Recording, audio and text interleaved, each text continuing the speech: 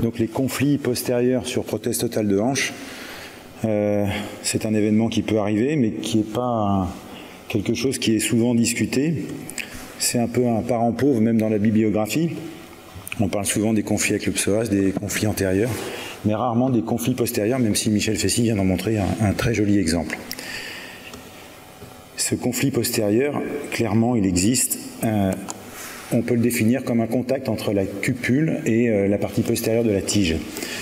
C'est souvent lié à une malposition de la cupule qui est hyper-antéversée. Et comme on le voit sur cette petite vidéo, au moment où il y a un pas postérieur, c'est-à-dire une extension de hanche, ou au moment où il y a une rotation externe, eh bien vous avez un conflit qui se fait. Peu d'éléments, mais j'ai quand même une série personnelle sur laquelle je vais m'appuyer pour montrer quelques exemples. Donc il s'agit d'une série sur plusieurs années où j'ai pu colliger 23 révisions pour ce problème spécifique. Surtout des femmes. En première intention, à noter qu'il y avait une prise en charge pour des fractures du col du fémur dans 4 cas. Et puis un résultat qui était souvent accompagné aussi d'autres déficiences, notamment des inégalités de longueur des membres inférieurs. Le délai de révision est de moins d'1 an dans 4 cas seulement et entre 1 et 6 ans dans 15 cas. Ce qui veut quand même souvent dire dans ces cas-là qu'on met du temps finalement à mettre en évidence ce conflit postérieur et à l'admettre. La première plainte du patient, c'est qu'il n'est pas content. Enfin, pas content. C'est-à-dire qu'il ne trouve pas normal le résultat de sa prothèse. De temps en temps, il en a déjà eu une première d'un côté. Il sait ce que ça veut dire avoir un résultat normal. Et dans ce cas-là, il n'est pas content. Il a du mal à expliquer et vous avez du mal à comprendre. Il n'est pas très confortable en position assise, en position couchée. Il a des éléments qui ne sont pas très agréables à la marche. Et si on doit résumer, le patient ayant toujours raison, on n'a pas le même suivi clinique que d'habitude, donc il faut essayer de comprendre pourquoi il y a ce conflit. Alors de temps en temps, c'est une évidence, c'est ce que vient de montrer Michel, la cupule est quasiment de face sur une radiographie de face. C'est sûr qu'on est loin du standard habituel d'un contrôle de prothèse totale de hanche. De temps en temps, c'est un peu plus complexe à voir, on a l'impression que la cupule est un peu grosse, peut-être un peu trop antéversée, mais dans ce cas ici, on a l'impression que le contrôle de la prothèse est parfait. Alors forcément, la radio n'est pas suffisante, c'est le scanner qu'il faut faire. Tous les orthopédistes aiment bien comparer les côtés et avoir des mesures. Donc on peut mesurer des antéversions en comparant côté gauche, côté droit. Et on peut voir des différences. De temps en temps, il n'y a même pas besoin de faire des calculs, ça saute aux yeux qu'il y a un problème sur la cupule. Mais de temps en temps, on a un scanner unilatéral.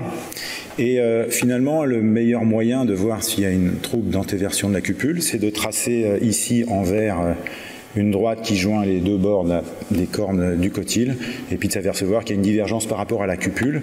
Et dans le cadre ici, il faut bien enlever aussi les ostéophytes, qui n'ont pas été enlevés au moment de la chirurgie, pour voir la différence.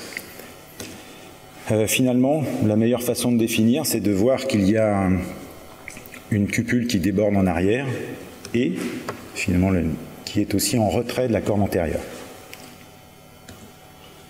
Voici quelques exemples en reconstruction en 3 dimensions. On voit bien que cette cupule qui vient déborder en arrière, qu'elle soit correctement verticalisée ou un peu horizontale, mais dans tous les cas, la cupule déborde derrière et est en retrait de la corne antérieure. Dans cet élément, vous avez l'impression que la cupule est parfaite, elle ne déborde pas derrière, puisque on a dit tout à l'heure qu'il y avait un ostéophyte, mais si on regarde son comportement lors du mouvement, eh bien, il y a le même problème que tout à l'heure. Le pivot, lors du pas postérieur et lors de la rotation externe, vient taper sur le bord postérieur de l'acétabulum. Donc le patient, on l'a dit, n'est pas satisfait du résultat. Et je résume 3 éléments qui vont ensemble. Très souvent, le patient se plaint de douleurs antérieures. Alors c'est d'ailleurs ce qui perturbe souvent le diagnostic, parce que douleur antérieure, on pense au psoas, on regarde le scanner, la cupule ne déborde pas, donc on dit tout va bien.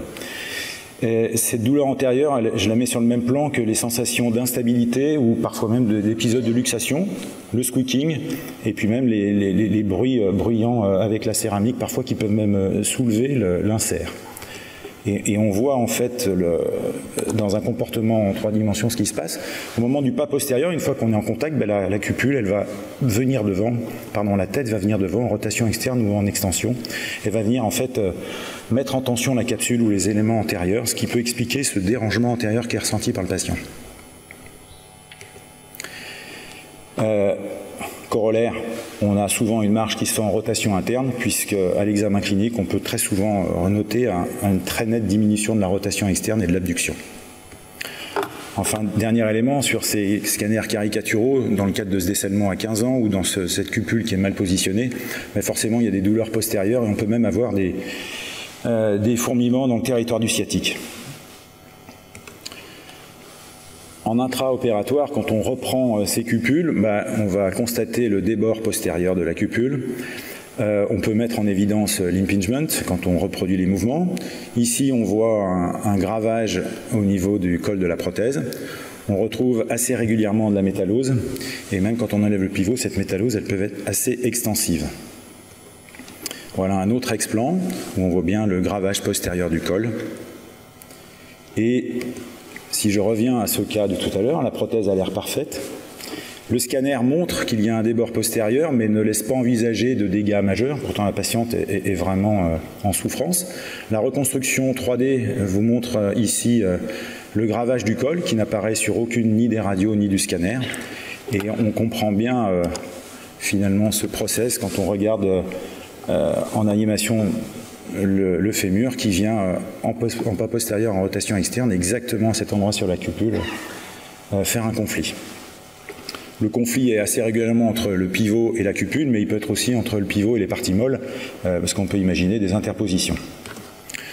Donc au total, ce conflit postérieur, il existe, il faut en faire le diagnostic. Le patient a raison quand il vous dit qu'il ne va pas bien.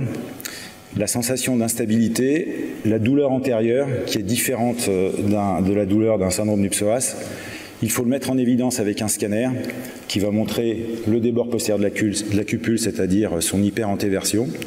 Et puis, comment l'éviter ? Il faut enlever les ostéophytes quand on met une prothèse sur la cupule en arrière.